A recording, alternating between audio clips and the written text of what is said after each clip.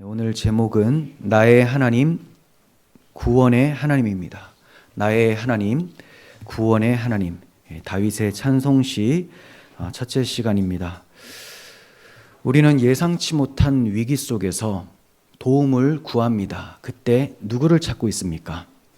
어떤 사람은 힘든 순간에 가장 가까운 가족, 또 친구에게 도움을 요청해요. 또 어떤 사람은 돈이나 권력을 의지하기도 하고 어떤 사람은 자기 힘을 또 의지해서 스스로 해결을 하려고도 합니다. 하지만 인간이 도와줄 수 없는 상황, 도무지 인간의 힘으로는 불가능한 상황에 처할 때가 많이 있죠. 자, 이럴 때 우리는 누구를 의지해야 될까요? 하나님입니다. 하나님. 오늘 본문의 다윗 역시 매우 어려운 상황과 환경과 이런 고난들이 많이 있었습니다. 그러한 위기 속에서 그는 늘 하나님을 부르짖었고 또 그 가운데서 하나님의 응답하심으로 도우시는 손길을 경험을 했습니다. 이제 우리는 본문을 통해서 다윗이 경험한 그 구원의 하나님에 대해서 살펴볼 것이고요. 또 하나님을 어떻게 의지해야 되는지에 대해서 좀 살펴보고자 합니다. 우리가 살펴볼 사무엘하 22장은 여호와께서 다윗을 모든 원수의 손에서 구원해 내신 그날에 그가 감사하는 마음으로 찬양을 지어서 노래한 것입니다. 이 시의 내용이 시편 18편에도 그대로 수록이 되어 있어요. 그 내용은 완전히 똑같고 살짝 이제 그 문체만 바꿔가지고 조금씩 바꿔서 들어가 있는데 완전히 똑같습니다. 다윗은 이 시에서 자신의 생애 속에 나타난 하나님의 사랑과 은혜에 대한 구원을 노래하고 있어요. 너무나 감격스럽고 너무 잊지 못할 하나님의 은혜이기 때문에 이렇게 시를 썼던 것이고 또 시편을 편집하는 사람도 이게 너무 귀한 고백이기 때문에 또 시편에다가도 집어넣은 거죠. 이 사무엘하 22장을 대할 때 시죠, 시. 그리고 시편을 대할 때 세 가지 관점을 늘 주의해야 됩니다. 제가 여러 번 말씀을 드렸는데 시편 강의할 때마다 종종 말씀을 드렸어요. 첫 번째는 역사적인 관점에서 봐야 되죠. 역사적 관점.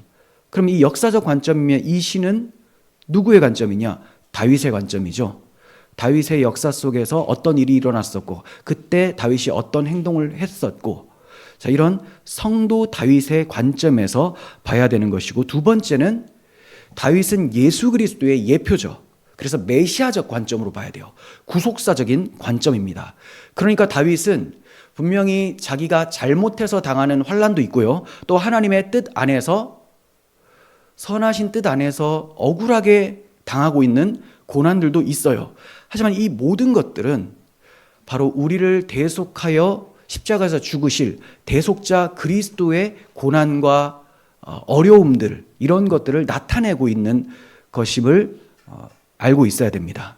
그래서 다윗 관점에서 한번 보고 다윗의 이 모습은 바로 이 고통 중에 부르짖으며 하나님께 기도하고 또 하나님께서 건지시고 이런 모든 것들이 그리스도께로 향하고 있구나 이렇게 아셔야 되고 세 번째는 이렇게 다윗 관점, 메시아적 관점 했어요. 그럼 나하고는 무슨 상관이 있을까요?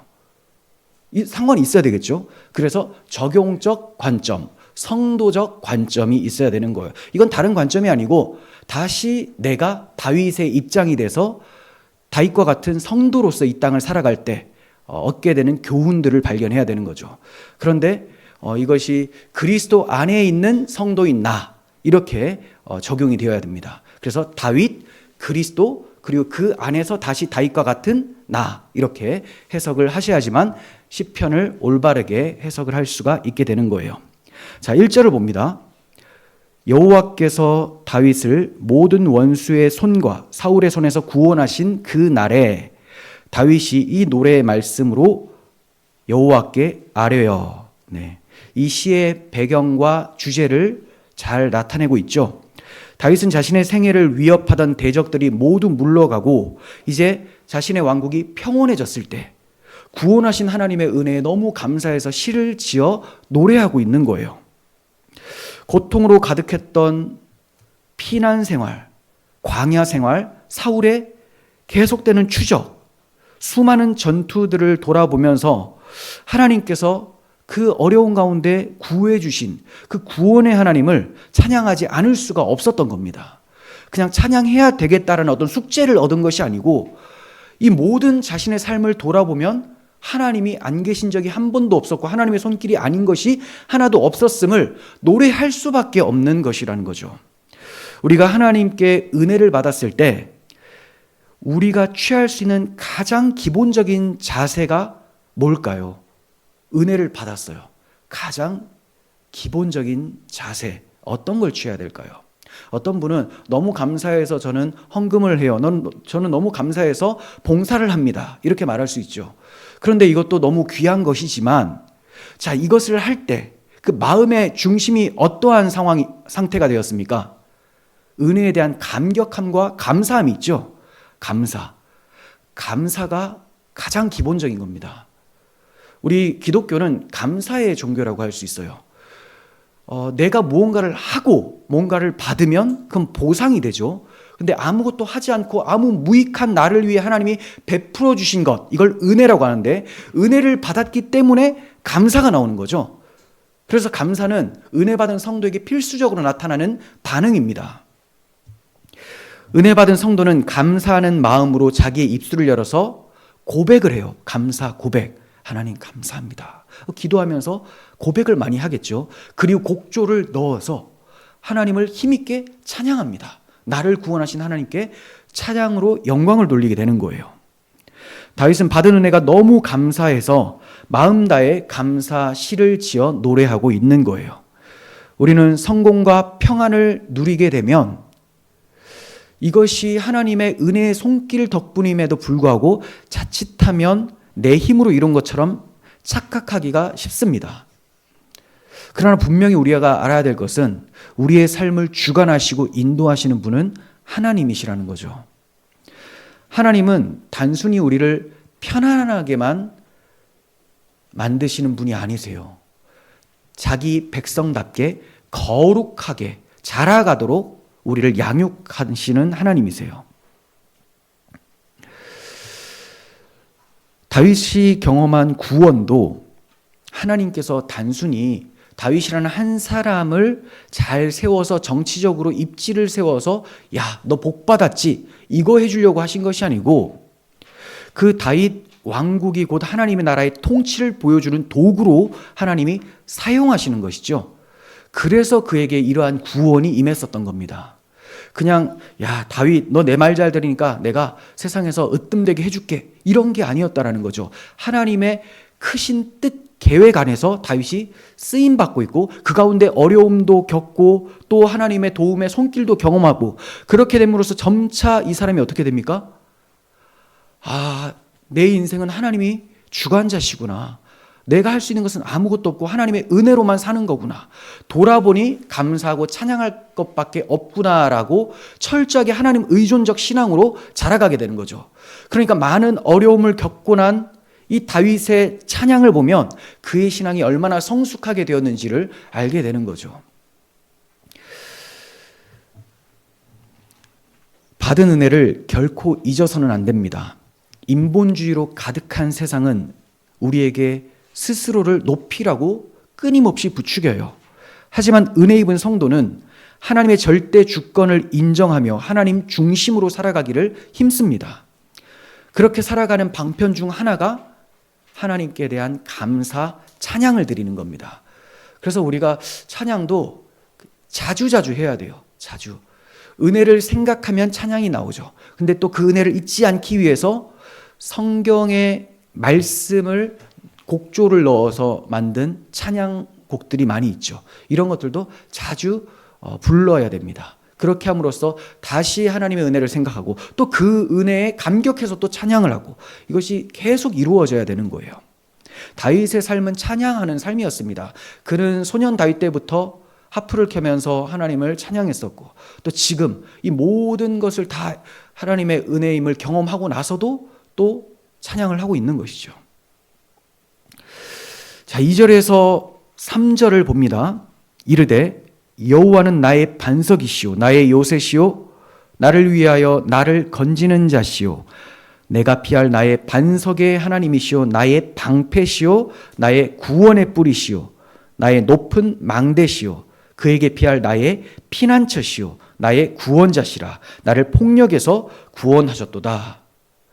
다윗은 특별히 여호와는 나의 반석, 나의 요새, 나의 방패, 나의 구원자, 구원의 뿔, 이러한 표현들로 하나님을 고백하고 있어요. 하나님이 어떤 분이냐라고 묻는다면 이렇게 다윗이 말한 것처럼 다윗은 10가지로 하나님을 표현하고 있습니다. 자, 이러한 비유들이 그에게는 전혀 추상적인 것이 아닙니다. 우리가 볼 때는 야, 요새, 반석, 이거 뭐 어떤 거야? 뭐 이렇게 생각이 되실 분들도 있을 것 같아요. 하지만 다윗에게는 추상적인 개념이 아니고 자신의 삶에서 정말로 경험되어졌었던 것, 하나님의 도우심의 손길이 정말 반석과 같이, 요새와 같이 적에게 쫓길 때 그 요새에 숨어서, 숲 가운데 숨어서, 또 반석이라는 동굴 같은 데 숨어서 하나님의 도움을 경험했기 때문에 굉장히 사실적이고 구체적이고 또 감격스러운 이러한 표현이라는 것이죠. 그래서 반석, 요새, 망대, 방패같이 그의 피부에 와닿는 표현으로 자연스럽게 이렇게 노래를 하고 있는 거예요. 그러니까 우리는 또 우리가 경험한 그 하나님이 있죠. 그런 하나님을 기억하고 또 받은 은혜에 대해서 기록을 하십시오. 그리고 그 하나님에 대해서 우리는 어떻게 표현할지도 한번 생각해 보시고 그렇게 찬양을 한번 해보십시오. 자, 여기서 다윗이 10가지 표현으로 하나님을 고백했어요. 간단하게 그 의미를 살펴보겠습니다. 반석이라고 했는데, 반석, 이 반석은 험하고 가파른 암벽으로서 외세 침입으로부터 보호해주는 기능을 가지고 있습니다. 그리고 견고한 토대로서 흔들리지 않도록 하는 것이 반석이에요. 보호와 안정감, 이게 반석입니다. 그리고 요새라고 나오는데 이것은 가파른 바위로 둘러싼 높은 고지예요. 높은 고지니까 적군들이 함부로 침입하지 못하죠. 안전한 피난처. 비슷비슷한 개념들이 많아요. 하지만 다윗은 그때그때마다 장소 가운데서 또 어떤 특징을 생각하면서 하나님의 도우심을 생각하며 이런 표현들을 달리하고 있는 거예요. 우리가 볼 때 좀 비슷비슷하지만. 자, 그리고 세 번째는 건지시는 자라고 하죠. 건지시는 분이시다. 어떤 역경과 환난 가운데서 능히 구원해 주실 수 있는 능력의 하나님, 이게 건지시는 분, 이런 표현으로 나타나고 있는 거예요. 아마도 앞에 두 개를 먼저 얘기하고 반석과 요새를 얘기하고 그리고 건지시는 자라고 했으니까 앞에 두 가지는 상징적인 표현이고 이제 세 번째는 직접적으로 건지시는 분이시다라고 표현을 하고 있는 것 같아요. 자, 그리고 네 번째 하나님이라고요. 나의 하나님. 하나님은 창조주시죠. 엘로힘이란 단어는 창조주를 의미합니다. 능력의 근원이시며 생명의 주관자 하나님. 그 하나님을 자기는 나의 하나님으로 고백을 하고 있어요. 그리고 피할 반석이시다. 이게 앞서 말한 반석하고 단어가 달라요. 그래서 제가 그냥 피할 바위라고 표현할 수도 있을 것 같아요. 피할 바위. 이 바위는 그냥 어떤 이런 큰 바위 이 정도가 아니고요. 엄청나게 큰 이제 돌로 된 산 있죠. 예. 바위산을 얘기를 하는 거예요. 쉽게 흩날리는 사막의 모래산과는 달리 견고하고 흔들리지 않고 우뚝 서 있어서 항상 그 자리에 계시는 그 하나님. 주님은 산 같아서라는 찬양이 있는데 혹시 아시는 분 있을 것 같아요.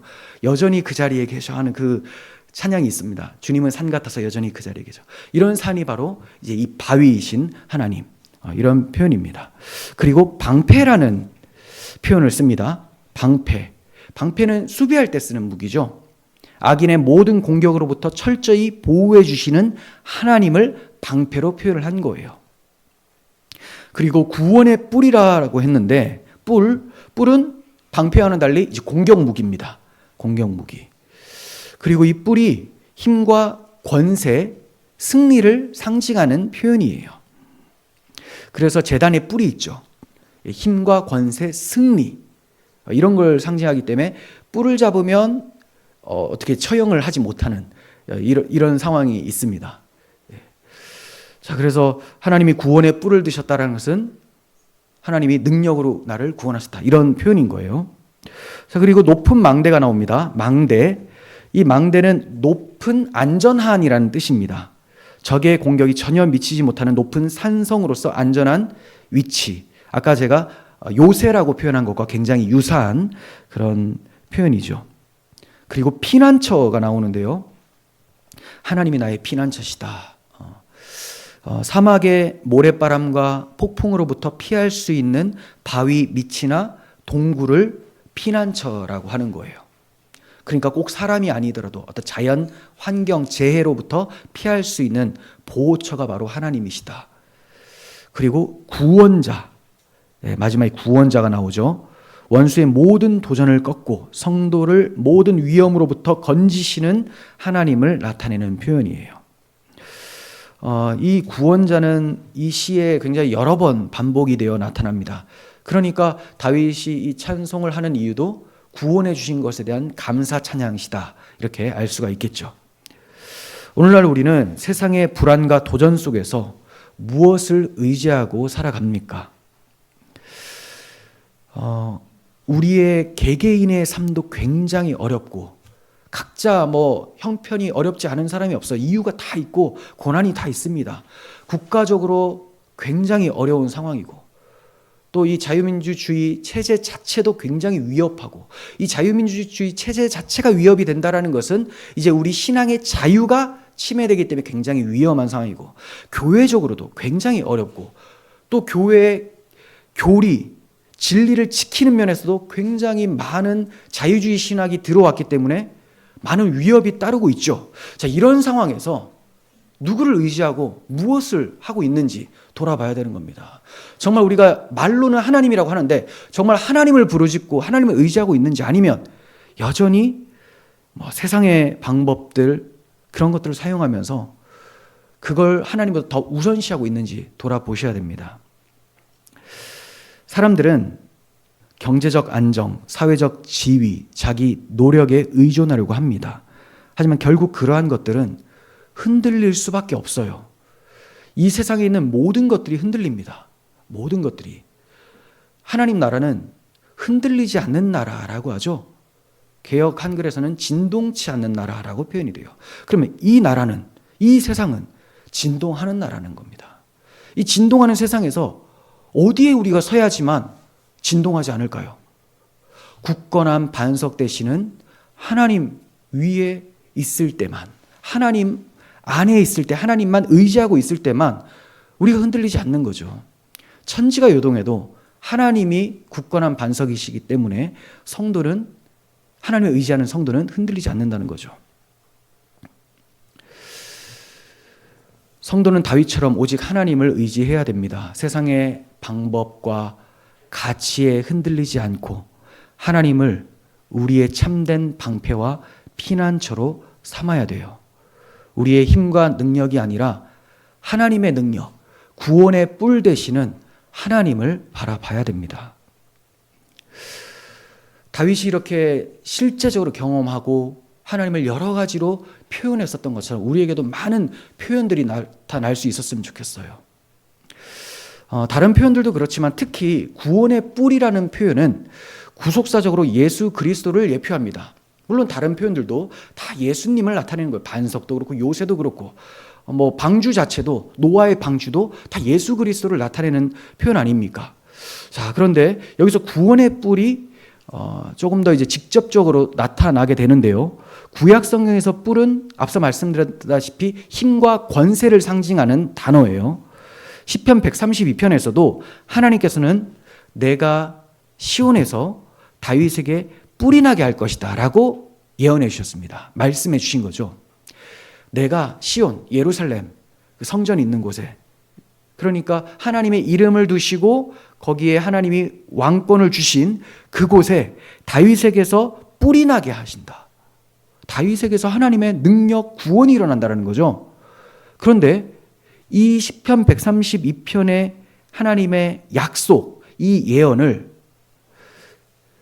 누가복음 신약 시대에 오면 세례 요한의 아버지 사가랴라고 하는 사람이 이렇게 고백을 해요. 예수님의 나심에 대하여 우리를 위하여 구원의 뿔을 그 종 다윗의 집에 일으키셨도다. 그러니까 132편의 이 예언의 말씀이 바로 예수 그리스도를 통하여 성취된다라는 것을 자기 입으로 노래를 하고 있는 거죠. 해석을 바로 해준 것입니다. 그러니까 다윗이 본문에서 선언한 구원의 뿔이라는 이 하나님의 호칭도 결국은 앞으로 오실 다윗의 자손, 자기 자손 예수 그리스도를 바라보면서 표현한 것으로 우리는 알 수가 있는 거죠. 예수님은 참된 구원의 뿔로서 하나님의 능력과 권세로 우리를 죄와 사망의 권세에서 건져내 주셨습니다. 그리스도께서 십자가에서 우리 대신 죄와 사망을 다 담당하시고 부활하심으로 이 모든 것에서 승리하셨음을 선포하셨어요. 그러므로 우리는 구원의 뿔이신 그리스도를 믿고 의지하며 살아간다면 우리에게 죄와 사망의 권세는 우리를 넘어뜨릴 수가 없는 것입니다.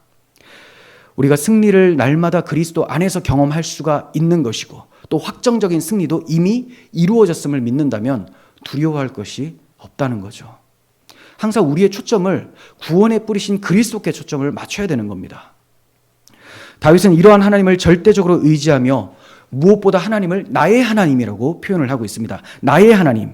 그러니까 그의 신앙이 단순히 전통적이거나 어떤 관념적으로 표현되고 있는 것이 아니고 삶의 현장에서 직접 체험한 그 하나님, 인격적으로 관계 속에서, 교제 속에서 만난 그 하나님을 표현하고 있는 거죠. 나의 하나님. 우리도 다윗처럼 나의 하나님으로 고백할 수 있었으면 좋겠어요. 우리가 성도라면, 우리가 정말 구원받은 성도라면 나의 하나님이죠. 내가 세례받을 때 나의 주 예수 그리스도를 통해서 하나님의 자녀가 되는 거잖아요. 그러니까 나의 하나님이라고 해야 돼요. 그런데 생각해보면 나의 하나님 같지가 않아요 라고 그런 얘기들을 사람들이 많이 합니다. 왜냐하면 내 삶 속에서 쉽사리 하나님께서 움직이시지 않으시는 것처럼 생각이 되니까. 근데 그건 내 생각이고 하나님은 하루도 한시도 빠짐없이 눈동자같이 우리를 지켜보시고 당신의 선하신 뜻을 우리의 삶을 통하여 역사하시고 계신다라는 거예요. 이루어 가신다라는 거죠. 나의 하나님으로 고백할 수 있는 자가 얼마나 복받은 사람입니까?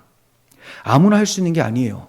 사울 왕은 뭐라고 했습니까? 사울 왕은 사무엘 선지자한테 당신의 하나님 여호와라고 얘기를 했어요. 그럼 자기 하나님은 없는 거죠.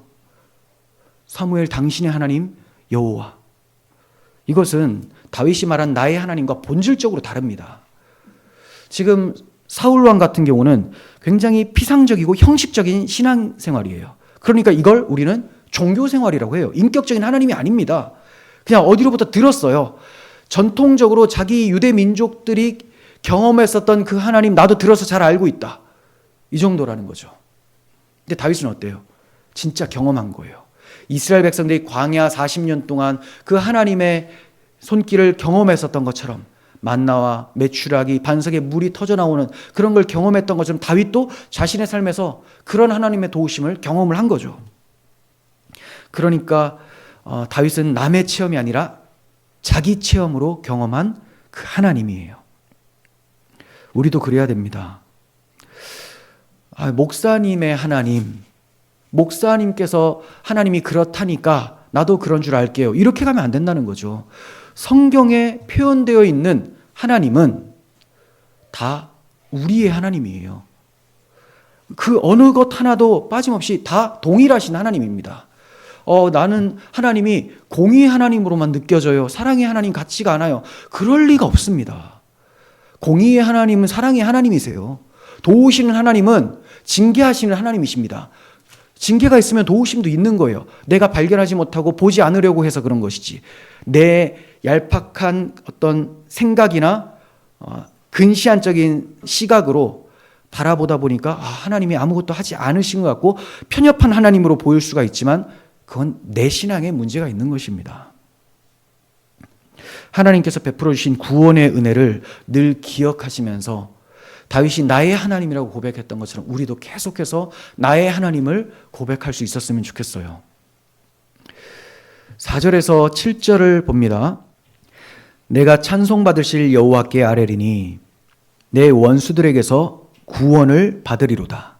사망의 물결이 나를 애우고 불의의 창수가 나를 두렵게 하였으며 소울의 줄이 나를 두르고 사망의 올무가 내게 이르렀도다. 내가 환난 중에서 여호와께 아뢰며 나의 하나님께 아뢰었더니 그가 그의 성전에서 내 소리를 들으시며 나의 부르짖음이 그 귀에 들렸도다. 다윗은 환난 날에 주를 부르짖었고 하나님께서는 그의 기도를 들어주셨습니다. 이거 얼마나 큰 은혜입니까? 나는 부르짖었고 하나님은 들으신다. 다윗이 분명 말하죠. 내가 찬송받으실 여호와께 아뢰리니, 기도한다라는 거죠. 아뢰다, 기도한다. 내 원수들에게서 내가 구원을 받을 것입니다. 이렇게 노래를 해요. 여호와께 아뢰다라는 것은 그분을 믿는 거라는 거죠. 아뢰다. 믿지 않는 사람을, 믿지 않는 대상에게 누가 아뢰입니까? 아뢰다라는 것은 들으신다라는 것을 알고 있기 때문에 믿고 아뢰는 겁니다. 그리고 그런 믿음은 승리를 경험하기에 앞서 찬양을 하게 돼요. 분명히 다윗이 승리를 경험한 후에 찬양을 하고 있죠. 그런데 또 앞으로 다가올 어려움들도 있을 거라고 생각을 하면서 나는 아뢰는데 하나님께서는 내 원수들에게서 구원을 받게 해주실 것이다. 이렇게 말씀을 하고 있어요. 노래를 하고 있어요.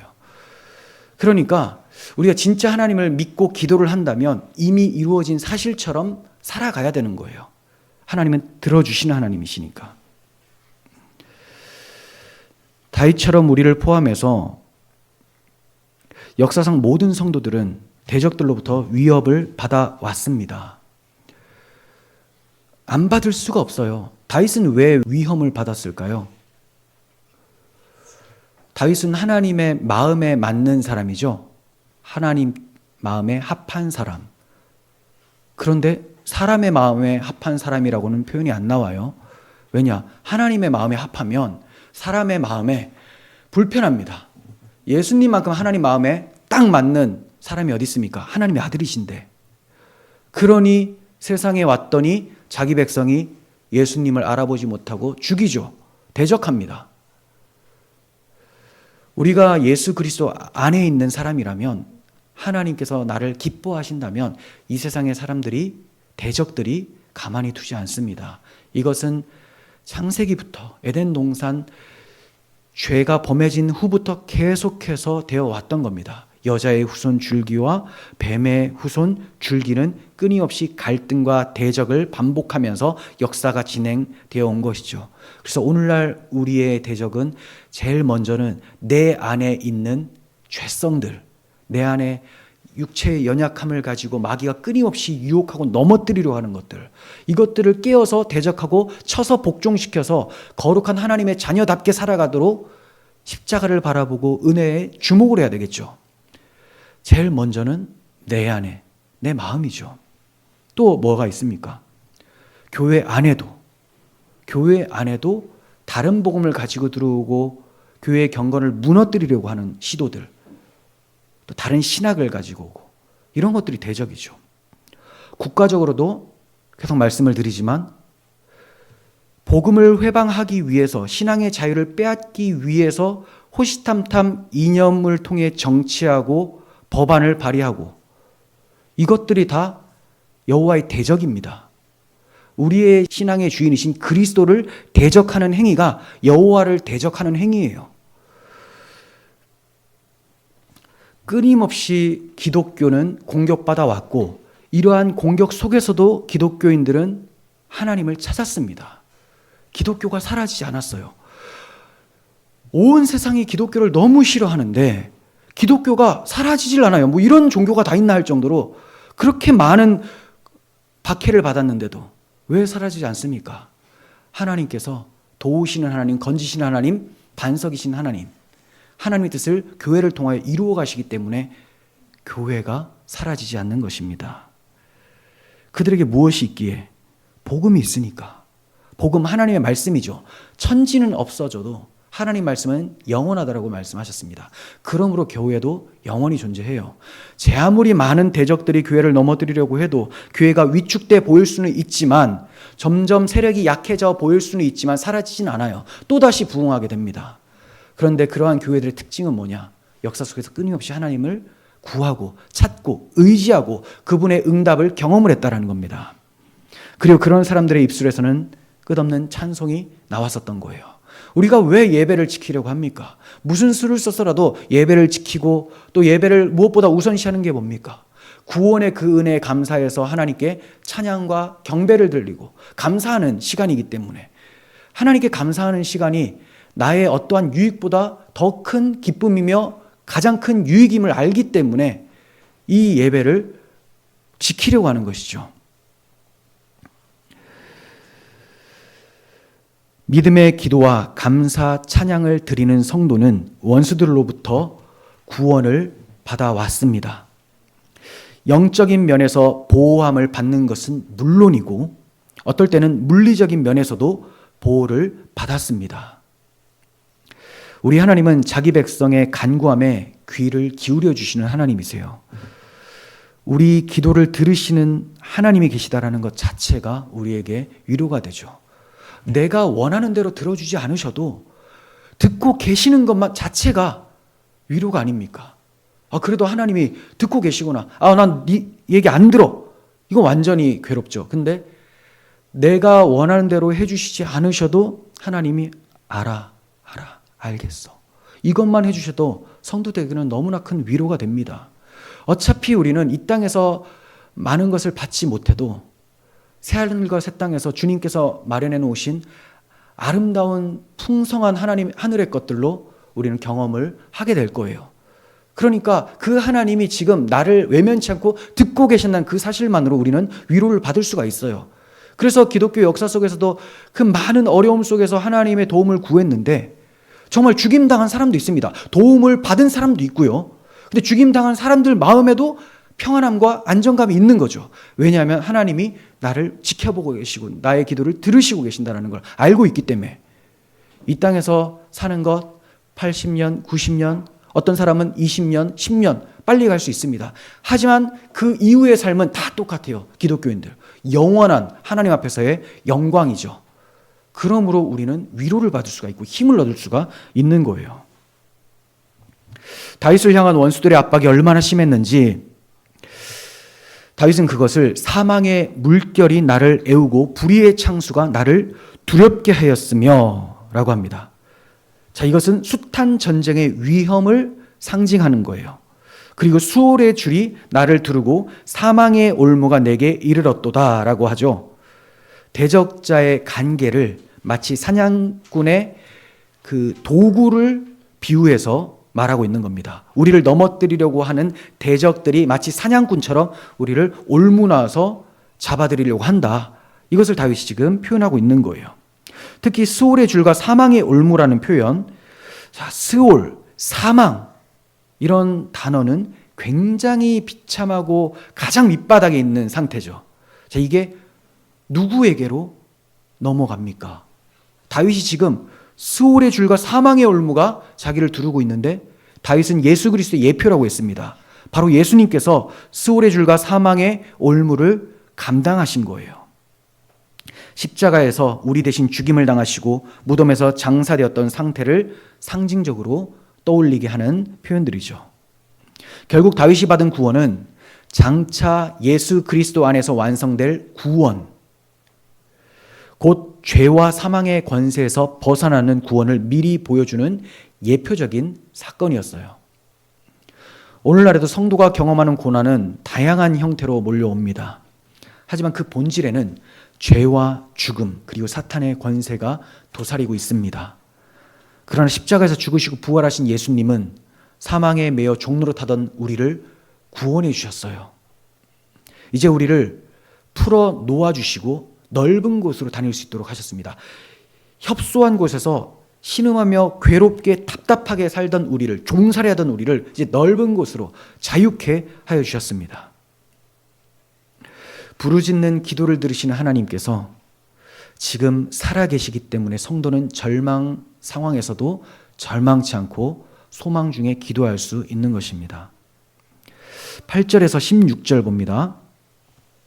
이에 땅이 진동하고 떨며 하늘의 기초가 요동하고 흔들렸으니 그의 진노로 말미암음이로다.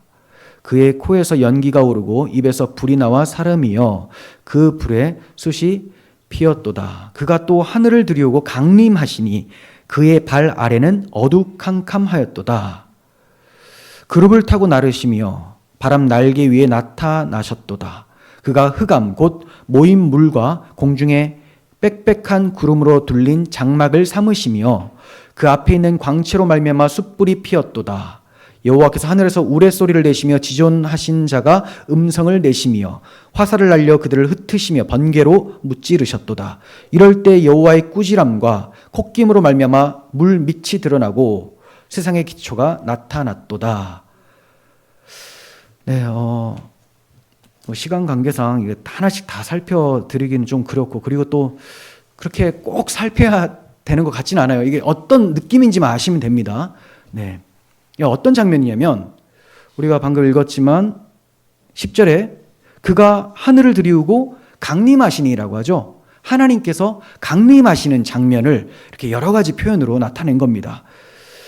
이러한 장면은 마치 출애굽기 19장에 시내산에 강림하시는 하나님의 모습을 떠올리게 만들어요. 그러니까 땅과 하늘이 흔들리고 천둥과 번개가 막 쏟아지는 이런 상황이 하나님의 임재의 모습이라는 겁니다. 다윗은 이런 자연 현상을 통해서 절대자 하나님의 위엄과 거룩한 두려움을 경험했습니다.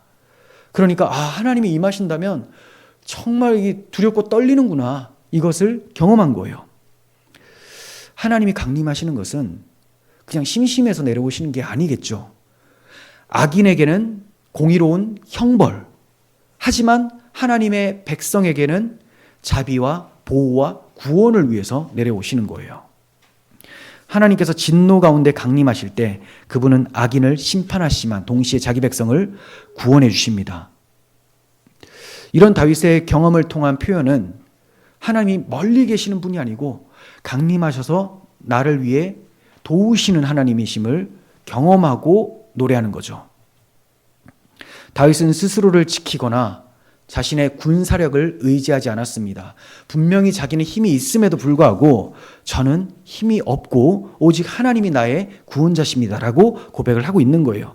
오직 하나님의 강림하심과 개입하심이 자기를 구원하신다라는 것을 알고 희망을 거기에 두고 있는 거죠. 하나님의 강림에, 주님 강림하심에 희망을 두고 있다. 이스라엘 백성들이, 신실한 이스라엘 백성들이 희망을 두고 있었던 것은 예수님의 초림이었습니다. 예수님이 이 땅에 메시아로 오시는 것.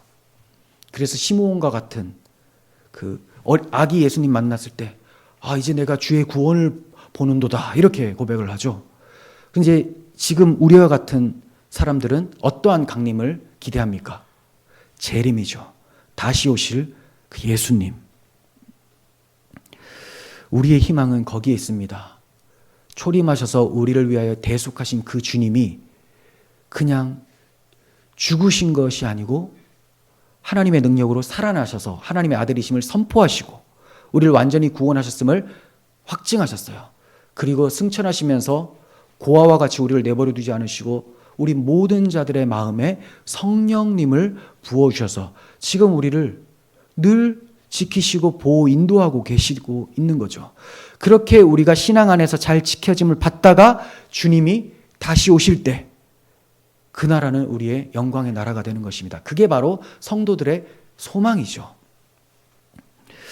그러므로 이어서 하나님은 그 심판과 진동 속에서 자기 백성을 위하여 친히 손을 내밀어 건지시는 분으로 묘사가 되고 있어요. 17절 19절 봅니다. 그가 위에서 손을 내미사 나를 붙드시며 많은 물에서 나를 건져내셨도다. 나를 강한 원수와 미워하는 자에게서 건지셨으며 그들은 나보다 강했기 때문이로다. 그들이 나의 재앙의 날에 내게 이르렀으나 여호와께서는 나의 의지가 되셨도다. 이것은 다윗의 실제 경험일 뿐만이 아니라 구속사적으로 예수 그리스도의 초림과 재림을 함께 내다보게 해주는 거예요. 앞서 말씀드렸다시피 초림하신 주님은 우리 죄를 대속하기 위해서 스스로 음부와 사망의 줄에 매이셨습니다. 하지만 하나님께서는 그분을 부활시켜 주셨죠. 그래서 이 사망의 줄을 끊고 승리케 하심으로 우리를 넓은 곳으로 인도해 주셨습니다. 재림하실 주님은 온 땅을 심판하시되 하나님을 신뢰하는 백성에게 완전한 구원과 참된 평강을 베풀어 주실 거예요. 자, 20절 봅니다. 나를 또 넓은 곳으로 인도하시고 나를 기뻐하심으로 구원하셨도다. 네. 이것은 다윗뿐만이 아니라 우리 모든 사람의 체험이 되어야 되겠죠. 나를 넓은 곳으로 인도해 주시고 나를 기뻐하심으로 구원해 주셨습니다. 우리 모두의 고백이 되었으면 좋겠어요. 다윗은 자기 힘으로는 도무지 사망의 물결을 없이 할 수가 없었습니다. 그러나 하나님께서는 응답하셨고 무덤 같은 캄캄한 좁은 곳에서 그를 끌어내어 넓은 곳에 세워주셨어요. 푸른 초정과 쉴만한 물가를 그에게 보여주셨습니다. 우리는 주의 영이 계신 곳에 자유함이 있느니라. 그리스도 안에서 우리가 자유를 얻게 됐죠. 죄와 사망에서 풀려나서 하나님께 적극적으로 순종하며 하나님을 즐거워할 수 있는 자유, 하나님의 백성답게 살아갈 수 있는 자유가 생긴 거예요. 다시는 종의 멍에를 매지 않게 되었습니다.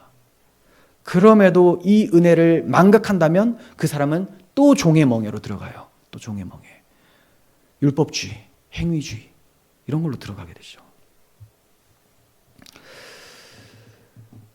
다윗은 넓은 곳이라고 했는데 여기서 넓은 곳은 환난과 압박의 좁고 협착한 상태와는 반대 개념으로 자유가 넘치는 평화롭고 안정된 상태를 가리키는 거예요. 그러니까 그리스도 안에 있으면 우리에게 참 자유가 있다라는 것으로 우리는 충분히 연결을 시킬 수가 있는 것이죠. 다윗은 도망 중에서도 이러한 하나님의 인도하심과 보호하심을 경험했습니다. 그리고 결국 왕권이 안정적으로 되면서 자신을 넓은 곳으로 인도하신 여호와 하나님께 감사 찬송을 돌리고 있는 거예요. 우리도 살아가면서 어려움이 있지만 다윗처럼 쫓길 수도 있고요. 또 병에 걸릴 수도 있고 다칠 수도 있고 목숨의 위협을 받을 수가 있습니다. 하지만 다윗이 그러한 가운데서도 넓은 곳을 경험을 했습니다. 그러한 가운데서도 우리도 마찬가지로 이러한 어려움 속에서도 예수님께서 주시는 평안을 누릴 수가 있어요. 신앙의 문제죠. 믿음의 문제죠. 누리는 자가 있고 못 누리는 자가 있고 똑같은 환경인데 똑같이 박해를 받아도 똑같이 배교의 시대가 도래했을 때도 어떤 사람은 배교를 하고 어떤 사람은 끝까지 매를 맞으면서 참고 견디나 그리스도 안에서 자유함으로 안정감을 갖는 사람이 있고 무엇의 차이입니까? 믿음이죠. 믿음. 이렇게 순간순간 하나님께서 넓은 곳으로 인도하심을 경험하다가 마침내 우리는 모두가 다 신앙을 지킨 모두가 다 넓은 곳 새하늘과 새 땅에 들어가게 되는 거예요. 십자가 구속이 우리를 넓은 곳으로 인도하는 하나님의 큰 구원인 것입니다. 다윗이 경험한 육체적 구원이나 영혼 구원은 모두 하나님의 전적인 은혜였어요. 우리의 자격이나 행위 때문이 아닙니다. 그래서 다윗은 여호와께서 나를 기뻐하심으로 구원하신다라고 하죠. 나를 기뻐하심으로.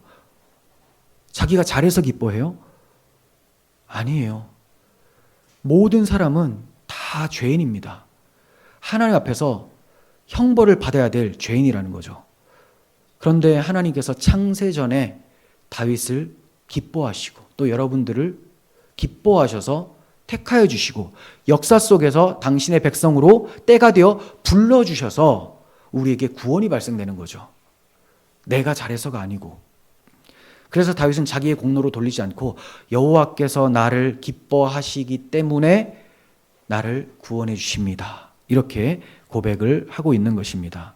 여러분, 하나님께서 기뻐하시는 여러분을 결코 버리시지 않으신다는 것을 믿으시기를 바랍니다.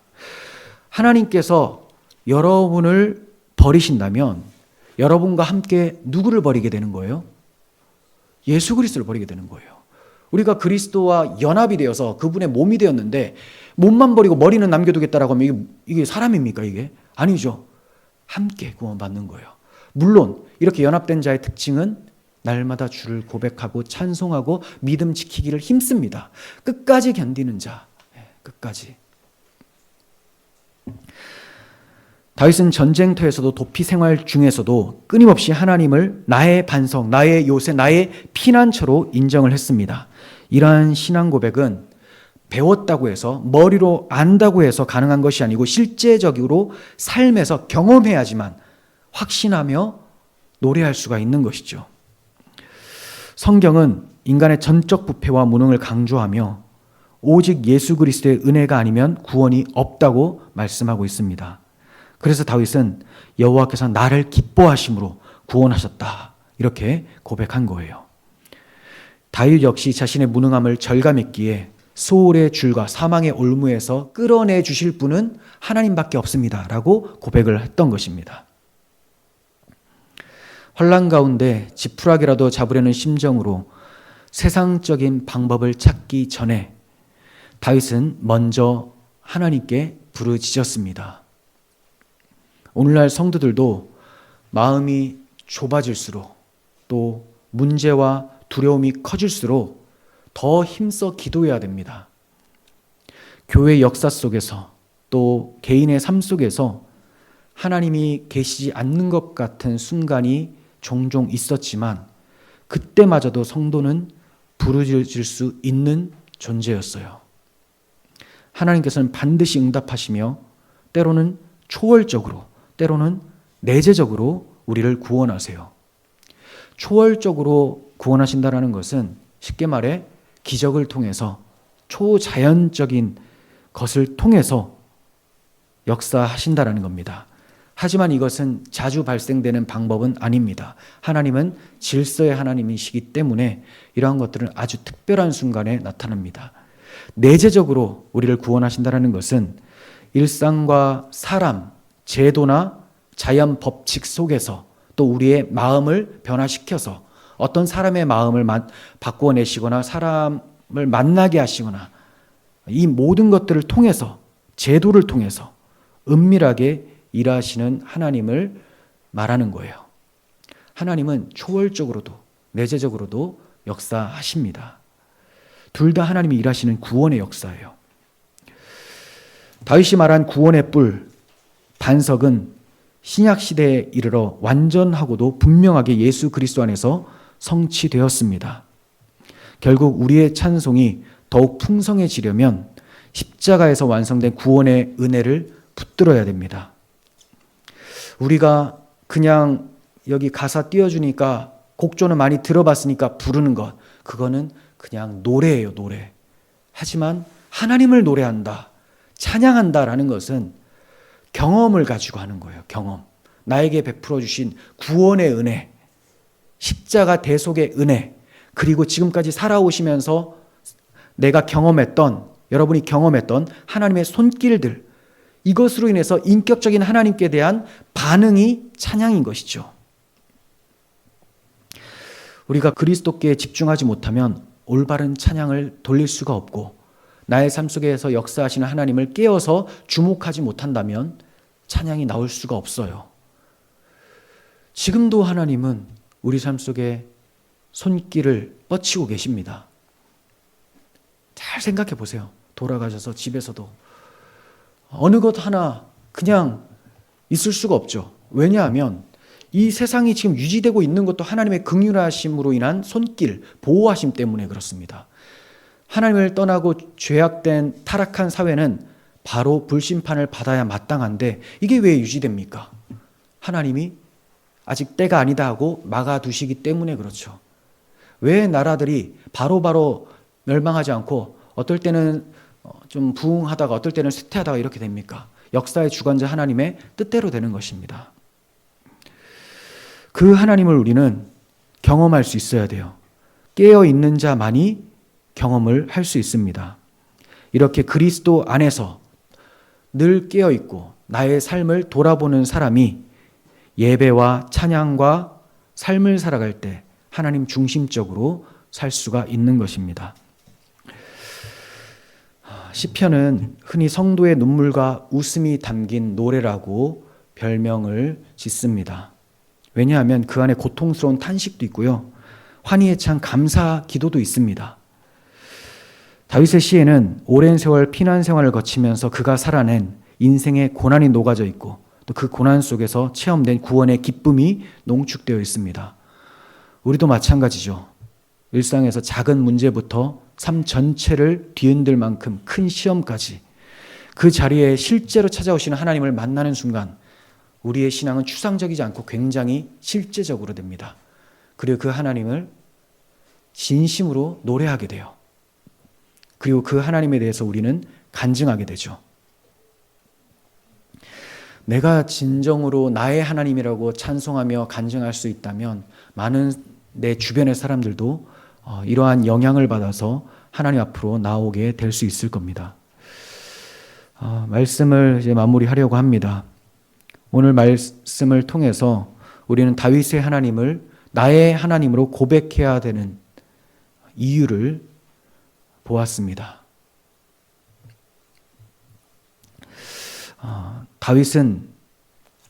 하나님은 다윗을 모든 원수의 손에서 건져내셨고 기도에 응답해 주셨고 위험에서 구원해 주시고 넓은 곳으로 인도해 주셨어요. 이러한 하나님은 다윗의 하나님뿐만이 아니라 여러분의 하나님, 우리의 하나님도 되는 거죠.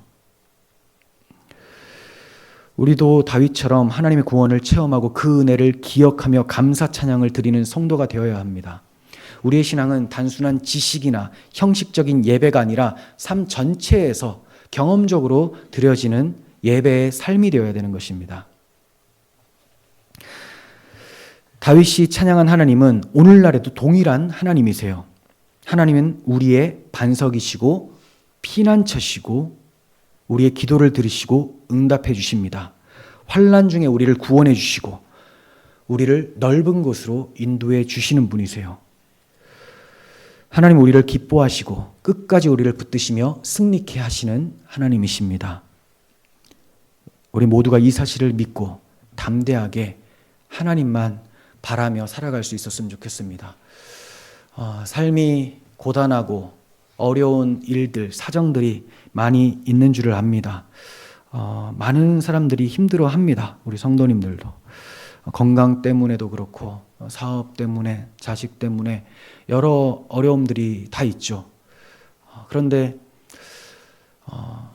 목회자가 다 돌보지 못해도 또 우리 육적인 아버지, 어머니가 힘이 되어주지 않는다 해도 우리의 영적 아버지, 우리의 창조주 하나님은 우리를 보고 계신다라는 것, 또 우리의 신음소리를 듣고 계신다라는 것을 기억하셨으면 좋겠습니다. 그 구원의 하나님을 날마다 부르면서 그 하나님의 손길을 경험하고 나의 하나님이라고 날마다 고백할 수 있는 우리 성도님들 되시기를 바랍니다. 기도하겠습니다. 하나님 아버지, 우리 아버지 하나님, 저희가 하나님 아버지 앞에서 올바른 신앙으로, 신실한 신앙으로 살아가기를 원합니다. 늘 깨어서 하나님의 손길을 경험하게 하여 주시고 인격적인 교제 속에 경험된 그 하나님이 나의 하나님으로 고백되어지게 하시며 많은 사람에게 그 하나님을 자랑하는 저희들이 되게 하여 주시옵소서. 때가 악합니다. 도움의 손길이 필요합니다. 하나님, 우리의 연약함도 있고 세상이 악한 것도 있습니다. 하나님, 이 모든 것에서 저희를 건져 주시옵소서. 이 나라를 위기에서 구원해 주시고 또 우리 믿음을 지켜주시고 우리의 영혼이 흔들리지 않도록 견고케 하여 주시옵소서. 우리 주 예수 그리스도의 이름으로 기도합니다. 아멘.